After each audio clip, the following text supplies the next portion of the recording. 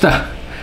Okay, so kung meron tayong aula last week, balik tayo dito sa Attack Shark. Kasi parang naglalaban-laban recently na napansin ko is yung Lang 2, aula, Attack Shark. Well, Attack Shark actually medyo onti yung keyboard nila, pero itong keyboard na to, kaya ako siya binili. Kasi meron ako nabili na Red Dragon. Nakalagay na, yung Red Dragon na nakita nyo sa picture, sa thumbnail. Yung Red Dragon na binili ko is yung transparent na white. So, nakita ako nitong Attack Shark nga. Attack Shark X75 black na transparent. Di ko sure kung magiging... Actually, matagal na nga to sa matagal na nga to sa cart ko. Hindi ko lang chine-check out kasi hindi ko masyado trip yung yung isang transparent. Pero anyway, tingnan natin. Nandito na rin naman. Nasa-order na natin. Okay. So, kung magkano to, isa pa to, walang discount. Kaya di ko rin pala, bago tayo pumunta doon sa keyboard. So, ayan o. Ayan, 2006. Nabili ko siya ng 1996. So, naka-discount tayo ng 10 piso naman. At free shipping nga tayo. Malamang free shipping to O, free shipping nga. 38 pesos yung shipping. Anyway, so, ayan. Pero maganda yung box niya. Attack Shark K75 RGB customized satellite switch. Transparent keycaps. Transparent talaga yung keycaps kasi nga color black na transparent to. Anyway, so yan. Gilid. Baba. Tapos yung sa likod, parang parehas lang no? Yung sinabi niya, customized switch, full transparent body, all keys has no impact, meaning at swappable Changrun satellite switch. Ano yun? Itong weird sa mga ganito, no? 75 pero 81 keys, yun ba? Anyway, yan. So, double ISV sounding attenuation, all key. Okay. So, sige, buksan na natin para di tayo nagtatagal dyan sa box. Makikita rin naman natin yan. Oops. Kailangan ko bukas ng bahagya. Okay. Last week, yung aula natin, meron din ganito no? So, feeling ko, nagiging trend na siya. Usually, sa mga... Usually, yung sa gantong, ito may mga ganto, usually nagre-range siya ng mga 4,000 pataas pero ngayon meron ng ganto. So before noon, meron tayong manual na napakalaki legit, malaki nga kasi naiikot pa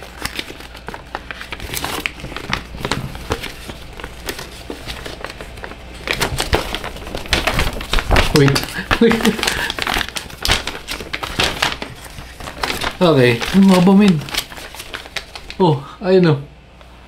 Ang haba naman. English. Okay. So, yun lang naman yung kailangan natin. Yung English na part. Battery indicator. Okay. So, yung toggle niya FN, tsaka typical. Okay. Nasaan yung Bluetooth? Pag-connect ng Bluetooth. FNR. Yung 2.4. Okay. Sige. Okay na yan. Okay na lang. Medyo mahaba. Ba't ganito yung nito? Okay. Medyo baliktad na nga yung kabit natin pero okay lang yan. Ano pa to? So, meron X lang dalawang keycaps or switch. Ito yung sinasabi niya, attenuation. Uy! Yung maganda. So, ano to? Hindi ko mabasa.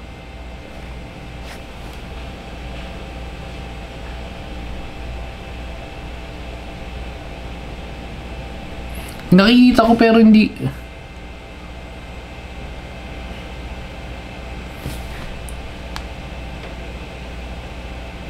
Philips.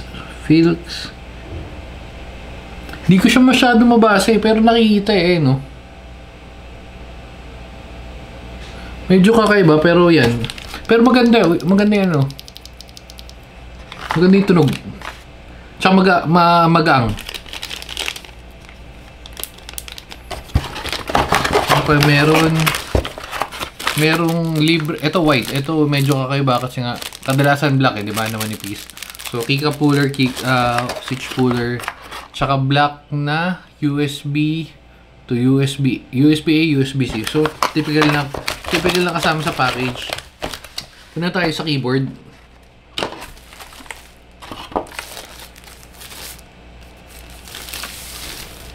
Uy. Black na black. Para mas trip ko yung itsura nito kaysa dun sa isa.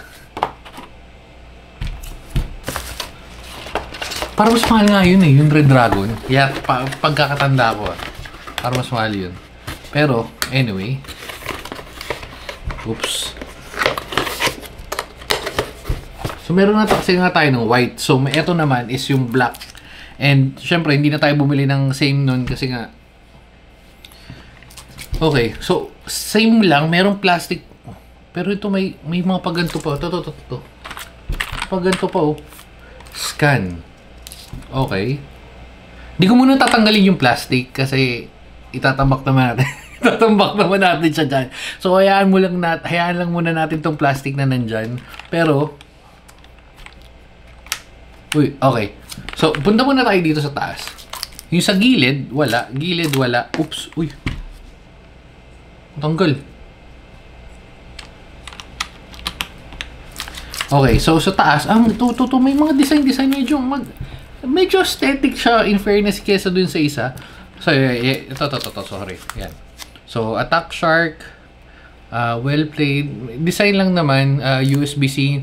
Pag nakaganto ka sa upper right, and then yung toggle mo, USB, Bluetooth, and 2.4. Okay. So, yun nga, gilid wala.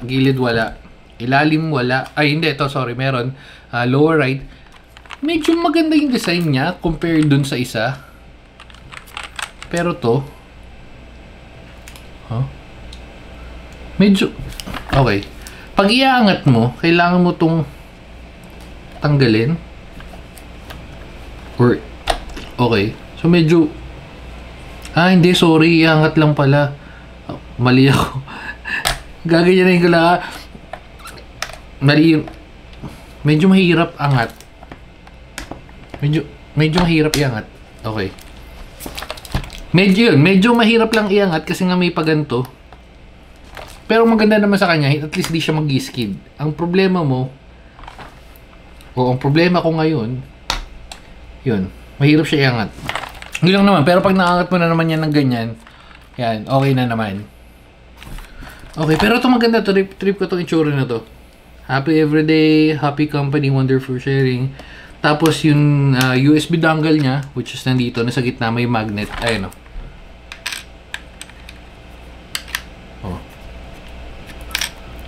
Okay. Soundcheck. Soundcheck tayo, soundcheck. Siguro kung hindi ganito yung design, ito, yung mga ganyan, yung malaki, yung letters, mas maganda sa, kanya-kanyang design, pero sa akin, hindi ko prefer yung ganitong layout, yung lettering. Pero, soundcheck tayo. Actually, okay.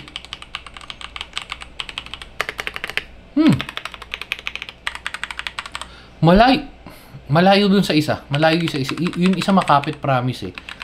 Kahit i-compare pa natin, pero separate video na lang. Yung sa...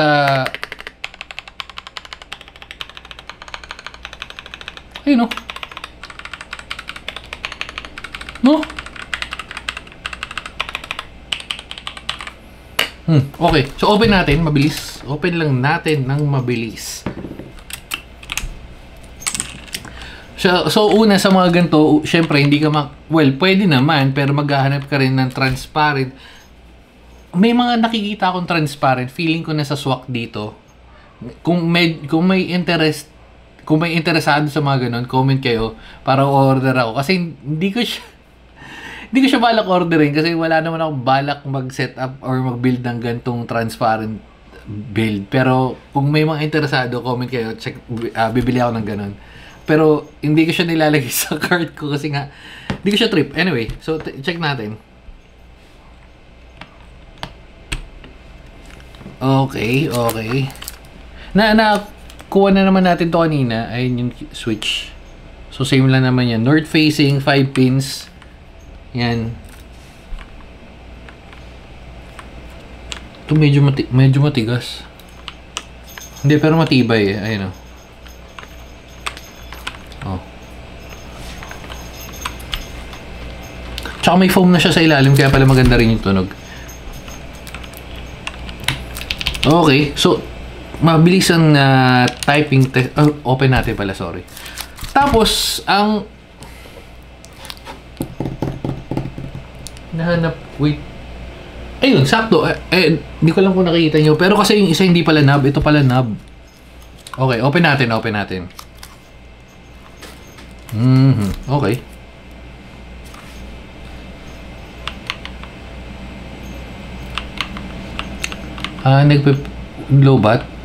Low-bat na ba?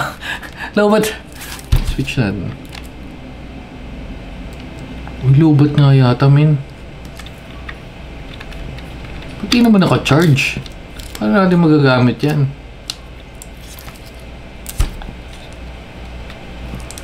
Oops. Ayaw, low-bat. So, connect natin sa Android. Or connect the Android na lang, mas madali set. Mas madali set up yung Android. Wait lang. Okay. Wait lang. Wala nakabukas akong ano. Mamaya may bold dyan eh. Okay. Open natin. Ano yung kable ko? Okay. Medyo malayo. Dito na lang.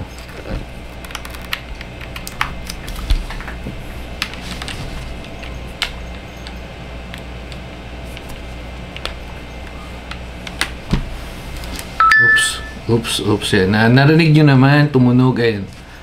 Okay. Testing.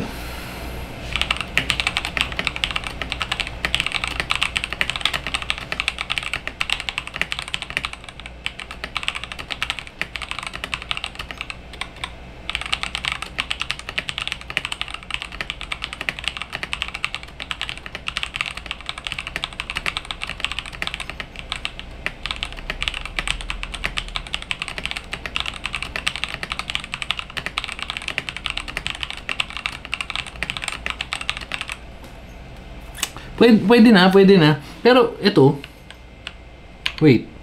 May napansin kasi ako. Disconnect ko na muna to. At malamang sa malamang nakita nyo rin. Pero, oops. Lock natin. So, okay na siya sa akin lahat. Ang isa ko lang issue sa kanya is ito. Medyo maliliit. Maliliit tong, parehas yung keycaps ito. Sana tinanggal na nila tong bando FN, pero kasi siniksik nila no. Kaso siniksik na nila to, pero nagtira sila ng space dito sa taas. Yun lang. Siguro inusog na lang, medyo layout na yung pinagkakatalo, pero other than that, medyo pricey siya no, parang sa 2K, pero kasi maporma naman. And then may toggle. Malamang may software to. Sa mga interested, lalagay natin dyan. Ayan, naiikot, tuloy-tuloy yung ikot, napipindot, napipindot. Pwede to. Ito nga lang, hindi ko lang masyado tong trip. Pwede itong palitan eh. Maganda. Build na ba natin? Actually, naka-build na naman siya, pero gusto nyo ba palitan natin? O sige, pag may mga ilista natin yan. Pero for now, ito muna, stick muna natin dyan. 2,000 versus dun sa isa. Siguro depende sa layout na hanap mo. Pero kung trip mo yung transparent na mga keyboard, swak na swak sa ito. Although, yun nga, 75% yung layout nito, or 75 keys. Dun kesa dun sa last na na-open natin, which is Pwede. O yan. So, kayo na lang. Kayo mag-decide. Okay ba?